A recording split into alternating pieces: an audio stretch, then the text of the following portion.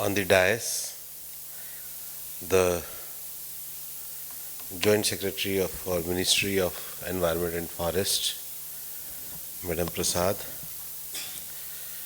Director General of Botanical Survey of India, Mr. Mao, Director General of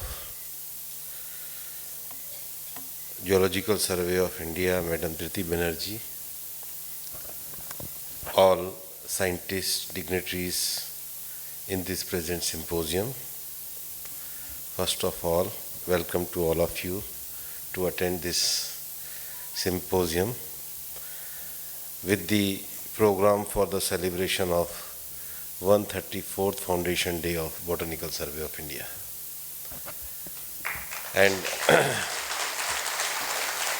if any institution continue 134 years, and their relevance, their importance, their functioning is matter for their contribution to the society as well as the nation. They are really deserve not only for congratulation but for their respect and contribution toward the nation also. And I appreciate the initiative of BSI for organizing this two-day international symposium of plant taxonomy, ethnobotany, and botanic gardens as befitting way to celebrate its establishment. Such events will surely provide a common platform for researchers, academicians, policy makers, and students to share their findings, the ideas on the science of plant taxonomy, documentation of biodiversity, harnessing its value and for optimal sustainable utilization of floristic wealth of our country. The participants have an opportunity to interact with the stalwart on the subject both at national as well as international level. We are very fortunate that our Honorable Prime Minister Shri Narendra Modi ji has a specific dedicated vision for sustainable future. That's the reason our Honorable Prime Minister Narendra Modi ji has proclaimed the theme of One Earth, One Family, One Future. That means Vasudhaiva Kutumbakam. And this year India has an opportunity of a G20 presidency, and all policy makers continues coming here, and G20 program is going in our country. We must follow imbibe this message of Vasudhaiva Kutumbakam, that healing our one earth, creating harmony within our one family, and giving hope for our one future. That's the reason the future of biodiversity conservation space in India looks bright. All that which we are working on is sustainable and synchronized development toward the bright future. In 2018, the United Nations recognized the Honorable Prime Minister Shri Narendra Modi ji for his bold environmental leadership on global stage by awarding United Nations Champions of the Earth Award, which is UN highest environmental honor.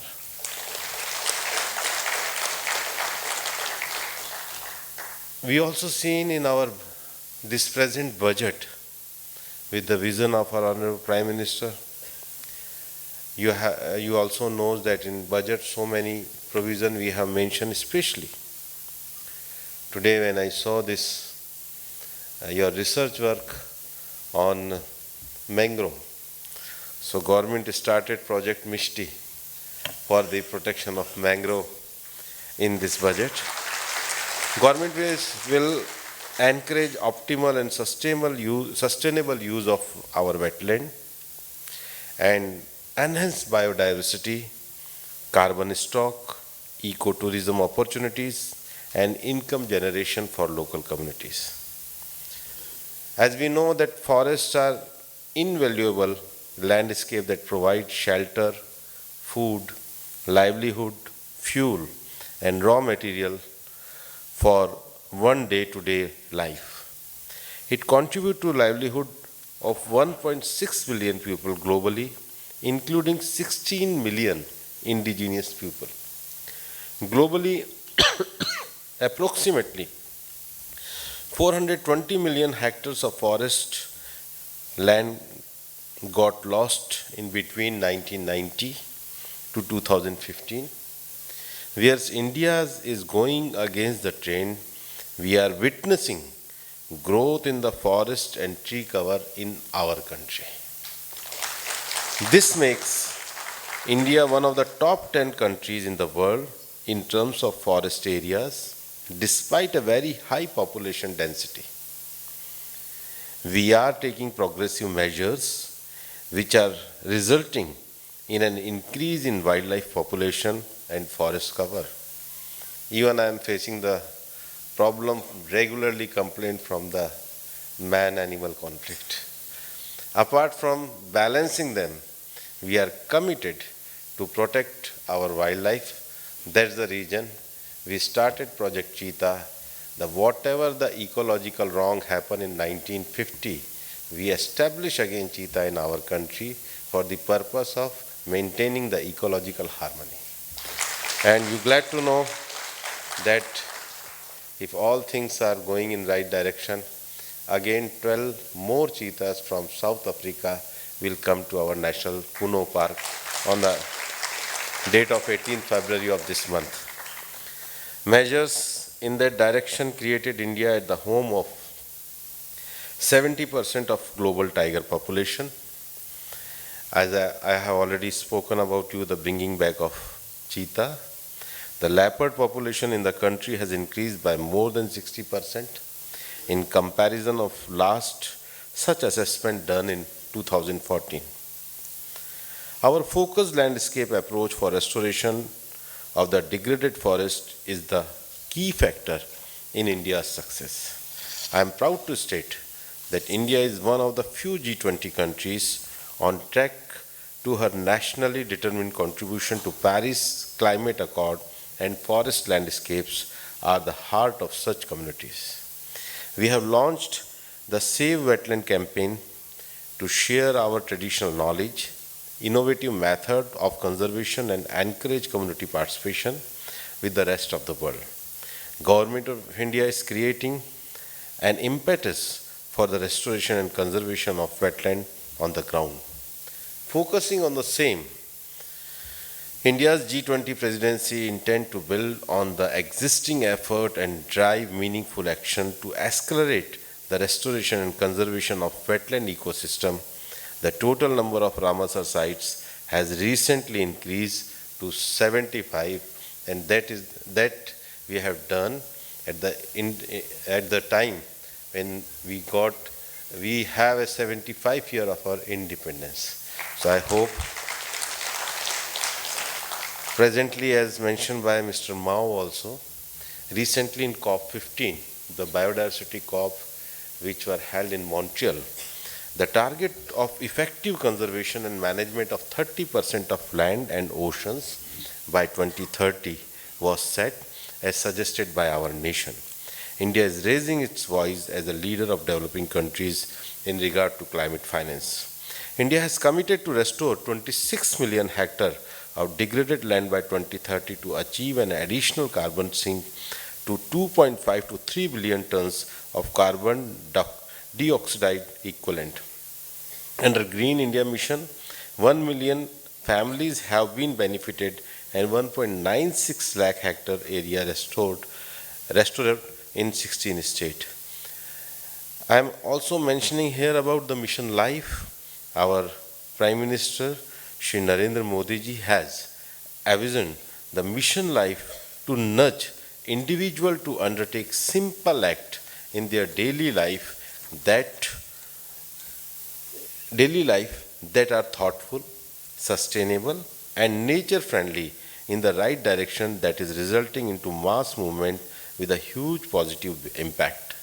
We have been the thought leaders and have a huge range of ancient wisdom and good practices to replicate and scale up to get best result when it comes to living in harmony with the nature and conserving our environment with the active involvement of our communities. Some exemplary examples are like conserving the great Maina of Manipur, where local communities mold a special design of dual pots mimicking the natural nest of Mayana birds, thus successfully increasing the number of the birds. Conserving Orun in Rajasthan, where around 500 women and youth are involved in water management and social forestry initiative. Biodiversity conservation in the desert landscape of Rajasthan by Bishnoi community, which is conserving the floral and faunal biodiversity of the state. I am talking with all of you at the occasion of glorious journey of BSI in the past 133 years have been marked with several milestones and success stories. Right from its contribution in domestication of tea in the 19th century till the launching of Indian virtual herbarium in today's digital era, BSI has contributed immensely in the survey, characterization, identification, and documentation of Indian flora and the associated traditional knowledge in the forum of Ethnobotany. BSIC has also been instrumental in conserving thousands of native and exotic species in its botanic garden situated across the country. The millions of herbarium specimens of Indian flora maintained by BSI are serving an excellent reference materials of plant science research in the Indian subcontinent. One should follow the general wisdom by calling things by their name. At least the living organism, including the plant, must have an identity and signature fingerprint characteristic. Identifying and naming of plants require specialized training in the field of plant taxonomy. It is important to know a species for understanding its value and conduct any research on it. It is the responsibility of every country to record their floristic wealth in the form of inventory and checklist. Botanical Survey of India has been engaged in survey and documentation of country's flora. It has a vision of providing name and identity of all plants occurring in the country. The document developed by BSI will enable us to understand the botanical strength and policy making in conservation and sustainable utilization of indigenous plant resource. The modern tools and technique utilized for analyze definitely makes the documentation at par with the global standard. It is also of paramount importance to document the traditional knowledge associated with any biodiversity element for their optimal utilization.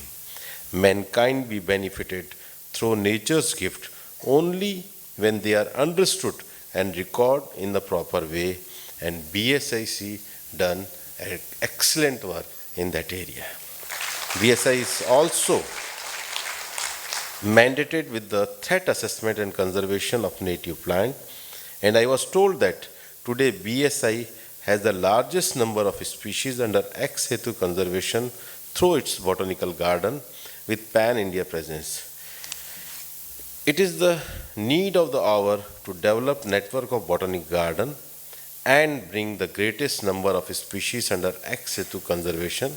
Who knows whether our future generation will be able to see these species in their lifetime or not. While the development is necessary, it is equally important that the native plants are protected and rehabilitated. Botanic garden also act as the breeding center for development of newer varieties and have manifold academic and aesthetic values. It is good this symposium has a special session on botanic garden and conservation aspect. It is always more productive when the expertise on the similar field work together to achieve a common goal. Convergence has to be the mantra in the present day situation where people are striving for resources. Institute can complement and supplement to each other's mandate for the optimal use of time and energy. The International Symposium will definitely motivate the participant toward the collaborative research and make India Vishwa Guru in this aspect. I am happy to observe that my last visit, it was in both the institution ZSI and BSI in the first week of the July of last year. The BSIC has done some important things. ZSI I will speak when I will come in July. So today is the day for the BSI only, and to Mr. Mao. So the upgradation and modernization of scientific infrastructure, including computational and digital database, has been done. At this point, out of more than 3 million herbarium specimens curated by BSI, the digital image of 1 lakh specimens were made available on the virtual platform. Since then, the Indian virtual herbarium has been largely referred all over the world with visitors from across the globe. I thank the Honorable Prime Minister Shri Narendra Modi ji for his mention the website during his Mann Ki Baat talk on 31st July 2022. For the same reason, the number of visitors to the website has increased extraordinary. Mission Karmyogi for scientists is successfully implemented, where the 3 scientists of BSI has received training under the Mission Karmyogi at ISRO Bangalore. During my last visit, I had interacted with the scientists of BSI and ZSI and had keenly taken the point raised by everyone. Based on the interaction, I had desired BSI and ZSI to submit proposal on various aspects of infrastructure development and R&D activities in mission mode. I am happy to see that the ministry has received a couple of proposals that we are submitted. But I need more proposals from your side also. Such a huge gathering today with an overwhelming response from across the globe was for the common goal. The participation of such a huge number of youth members provide the feeling of a secure future. I am confident the purpose will definitely be achieved. The Panchapran concept of our Prime Minister will definitely be achieved during the Amrit Kal of our country, that is started from 2022 and it will ended in 2047. I congratulate the team BSI for the initiative taken in all its activity and will be the stepping stone in linking biodiversity with people and their livelihood. I also hope that BSI will continue serving the nation and help the country in meeting the targets under sustainable development goals by the end of the current decade. Thank you very much.